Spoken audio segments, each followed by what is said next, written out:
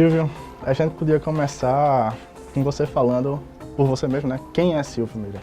Silvio Meira nasceu em Itaperuá, Paraíba, 2 de fevereiro de 1955 e sempre ia fazer engenharia. Sempre.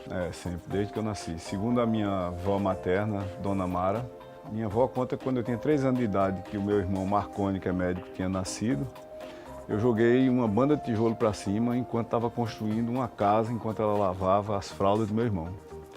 E desse dia em diante, isso levou a esse calo que eu tenho aqui. Segundo ela, foi essa banda de tijolo e a lei de Newton que me levaram a ser engenheiro. E eu sempre fui curioso. Eu sou um curioso. Na realidade é isso que eu sou. Eu nunca tive contente em saber alguma coisa, nunca tive contente em resolver um único problema e não sou especialista em nada. Eu sou um curioso que anda atrás de novos problemas para resolver. O que é que te trouxe para Recife? Né? Eu acho que é um pedaço interessante dessa história que você começou a contar. E o que é que te prendeu em Recife? Né? Todo mundo vinha do Nordeste inteiro para estudar aqui. Então meu pai tinha botado um plano na cabeça dele que quando o primeiro filho fosse estudar no ensino médio, ele estaria em Recife para o filho estudar em Recife. E ele quase conseguiu fazer isso, mas no meu primeiro ano do ensino médio eu estava em Fortaleza. E aí depois eu vim para Recife, porque meu pai veio para Recife. Aí eu passei 1 ano e meio aqui nessa primeira chegada, né? E eu fui estudar em São Paulo. Eu passei 5 anos em São Paulo. Quando eu voltei para cá, eu pulei dentro da universidade para fazer mestrado. E depois fui fazer doutorado. Então eu só vim para Recife mesmo em 1985. Nessa época a minha família estava aqui, a família da minha mulher estava aqui também. Eu tinha uma filha nascida aqui e tinha o carnaval. Cara, o carnaval... Começa a explicar as coisas. Né? Como era essa época de Recife, curso de computação, mestrado, doutorado e essa chegada aí da internet por aqui? Porque eu acho que isso tem uma conexão com a criação das coisas depois, né? Tem. Isso era uma aventura, né? E naquela época, como hoje, tinha escassez de PhD em computação, né? Então era mais ou menos, a gente trabalhava num mecanismo de tudo ou nada, o tempo todo. Tudo era tudo ou nada. Porque se desse tudo errado, a gente tinha muito lugar para trabalhar no Brasil, fora do Brasil, em todo canto. A demanda por professores universitários com doutorado em computação na década de 80 era ordem de magnitude maior do que hoje, né? O Brasil todinho, um país desse tamanho, em maio de 1985, tinha menos de 50 PhDs em computação, pô. E quantos vocês queriam ter no Centro de Informática? 20? Só no Centro de Informática a gente queria ter 20. Por isso que George Brown, que era o reitor, olhou pra gente e disse: isso é totalmente impossível. E é claro que era, entendeu? Mas a gente nunca tinha feito, nunca tinha tentado, não sabia se era impossível ou não. E a gente começou a fazer. E acabou que deu certo, né? Acabou que a gente, em 92, que era 7 anos depois, a gente tinha 20. Né? Quando foi em 2000, que era a meta da gente ter 20, a gente tinha 40.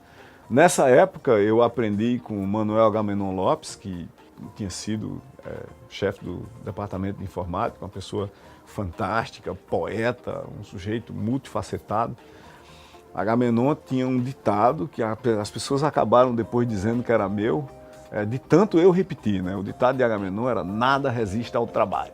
Então, enquanto as pessoas ficavam discutindo, somos contra isso, somos aquilo, a gente se concentrava e trabalhava, de manhã, de tarde e de noite.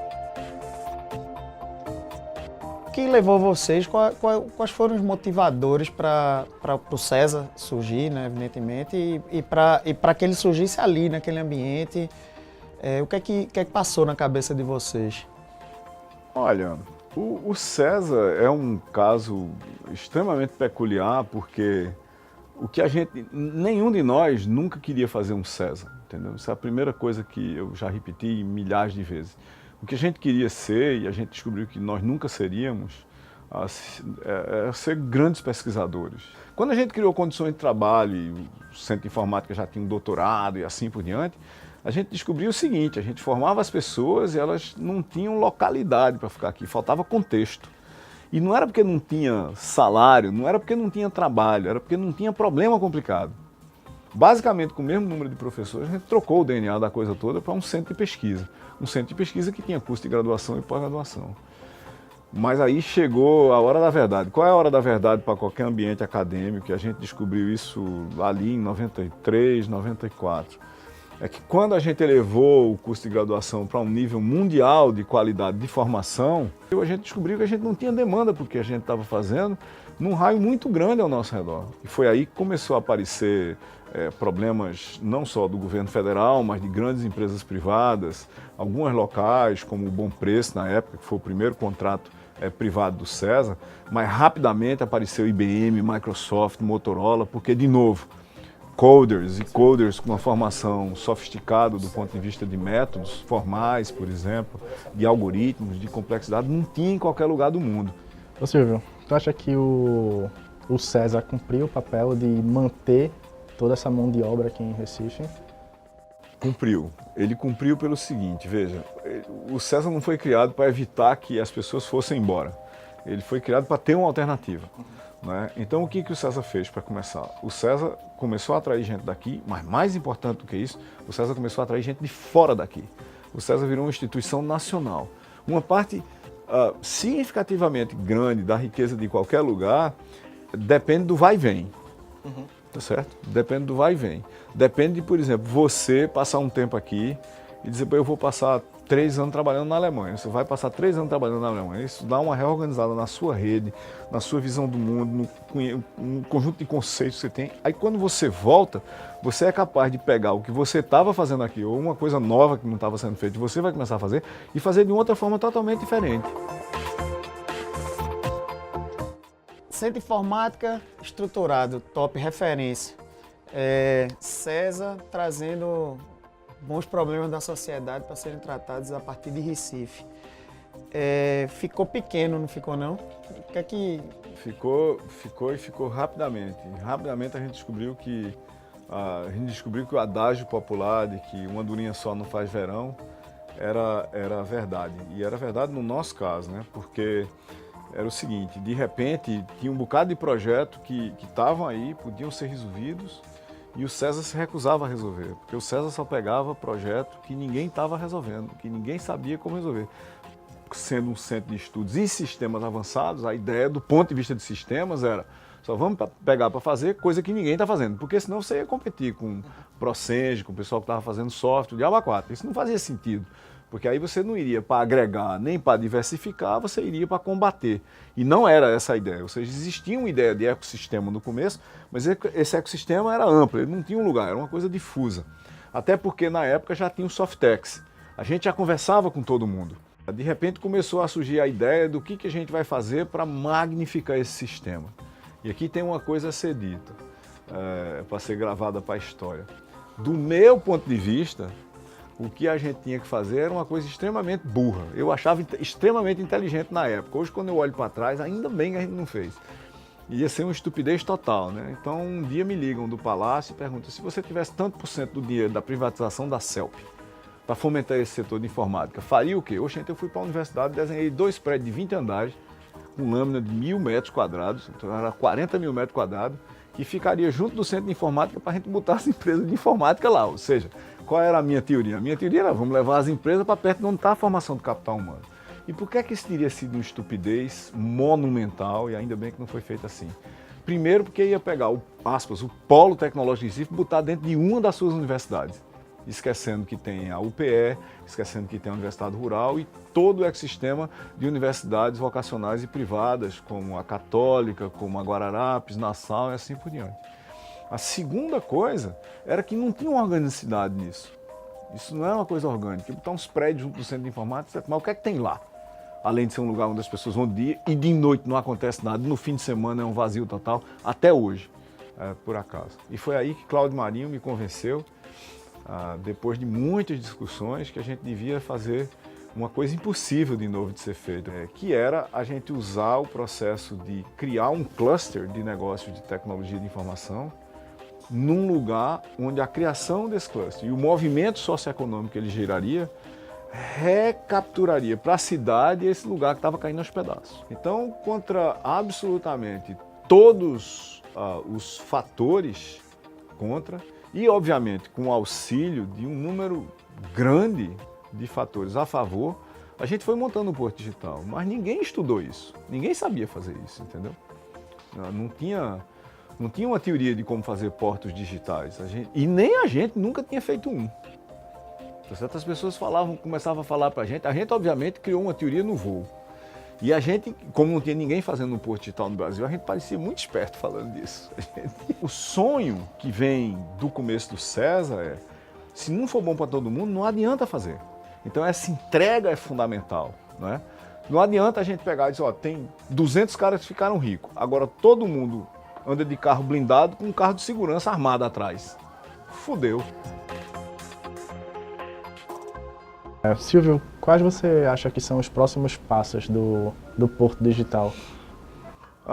Eu gostaria muito de achar que nos próximos 25 anos, daqui até 2045, 2050, o Porto Digital conseguisse se estabelecer independentemente do núcleo de gestão do Porto Digital e de incentivos estatais para a estruturação da coisa, ou seja, que a gente tem quase 20 anos de Porto Digital, né? 17 anos.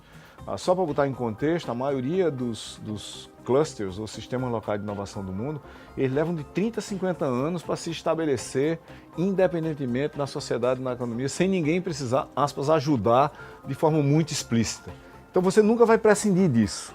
Mas o que a gente precisa prescindir?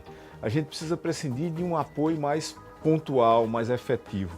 As empresas precisam voar mais sozinhas, elas precisam ter tamanho, elas precisam criar tamanho para que elas possam, elas próprias, investir em coisas que hoje elas só podem investir com apoio do Estado.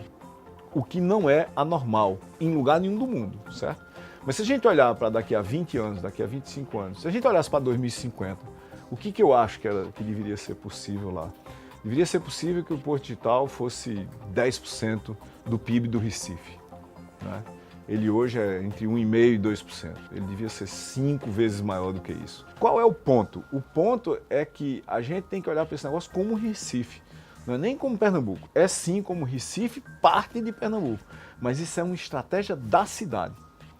Lá nesse longo prazo, a gente tem que atrair para cá mais, melhores e maiores empresas. A gente tem que fazer com que os empreendimentos e empreendedores locais se tornem mais, maiores e melhores do ponto de vista de penetração, qualidade do trabalho gerado, remuneração, impacto, margem de lucro. E para fazer isso, a gente tem que ter mais, melhores e mais bem formados profissionais daqui e de fora. Não tem cluster global de tecnologia de informação. E isso depende também da gente trazer investidores, da gente trazer capital de risco, da gente trazer aceleradoras, da gente trazer institutos de inovação, da gente trazer novos laboratórios. Se eu tinha vindo morar aqui, porque tem uma diferença, sabe, que eu descobri. Por causa do negócio do carnaval, da cultura, do maracatu, caboclo de lança, da história de Pernambuco e a coisa toda, quando a gente se estabeleceu aqui, eu, pelo menos, e há muito tempo, né, sei lá, 25 anos, eu escolhi morrer aqui.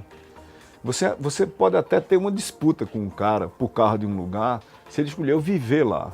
Mas se ele escolheu morrer lá, cara, não dá para tirar o cara de lá, entendeu? Porque em última análise, ele é imbatível, ele decidiu morrer lá.